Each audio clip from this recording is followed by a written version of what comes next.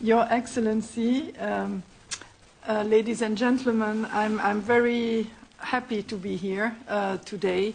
I think this is a very important topic, and I'm grateful that CTA did organize this meeting. It is particularly important because, contrary to what many think, pastoralism is not marginal in the world.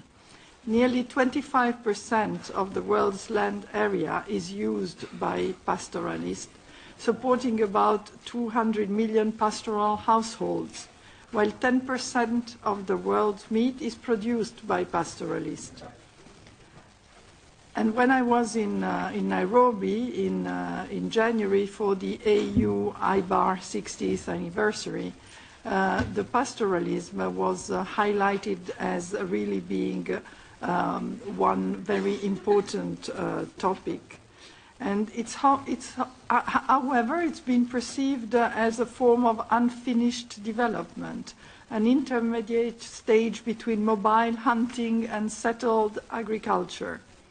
But it is now recognized that it is instead a sophisticated agricultural practice geared to harsh ecosystems, where it provides the most effective means of coping with an unpredictable climate. In such environment, mobility is critical, as it provides for the most productive use of available resources and the most effective way to managing livelihood risks in these environments. Constraints to mobility represent the direct threat not only to pastoralist livelihood, but also to ecosystem health. Mobile animal keeping is potentially more resilient to global climate change than any other land use systems. The mobility and adaptability of pastoralists make them uniquely placed to cope with climate variation. In general, pastoralism has great potential for reducing poverty, generating economic growth, maintaining biodiversity, managing the environment, and building climate resilience. Healthy rangelands and healthy herds are increasingly recognized as key components of sustainable development. This potential may well increase. Nevertheless, pastoral populations often rank amongst the poorest and most destitute people in the world, and among the most excluded from basic socio-economic services and infrastructure. Therefore, it appears high time to be more forthcoming towards pastoral groups so that they can enjoy fair access to the resources critical for their livelihood and find their way to integrate in and contribute to the wider society. However, the translation of such thinking into policy and economic practices remains a major challenge. Fortunately, a more favorable policy environment is developing, specifically in Africa, as attested by the policy framework for pastoralism in Africa that was approved by the African Union and to which Dr. Abebe just referred. The EU has assisted pastoralism in various ways and will continue to do so.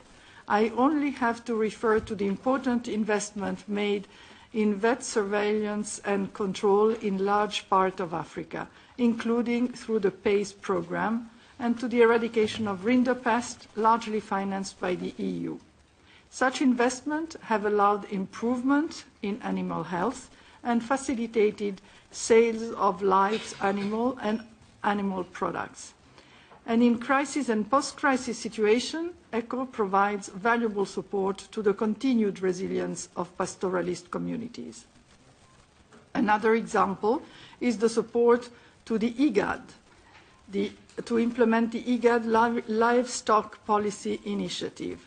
The purpose of the IGAD LPI is to strengthen the capacity in IGAD, its member states, and other regional organizations and stakeholders to formulate and implement livestock sector and related policies that sustainably reduce food insecurity and poverty. And if we look forward, we can see that the Commission has recently published a new communication to increase the impact of EU development policy. It is the Agenda for Change communication. Agricultural development, which includes livestock and pastoralism, is high on this agenda. The main orientation on sustainable practices, including the safeguarding of ecosystem services, giving priority to locally developed practices, and focusing on smallholders agriculture and rural development and rural livelihoods, fits perfectly with pastoralism. I really look forward to the various presentations. Unfortunately, I cannot stay with you the whole morning, but my colleagues are here. And I really welcome the discussion on such an important topic. Thank you very much.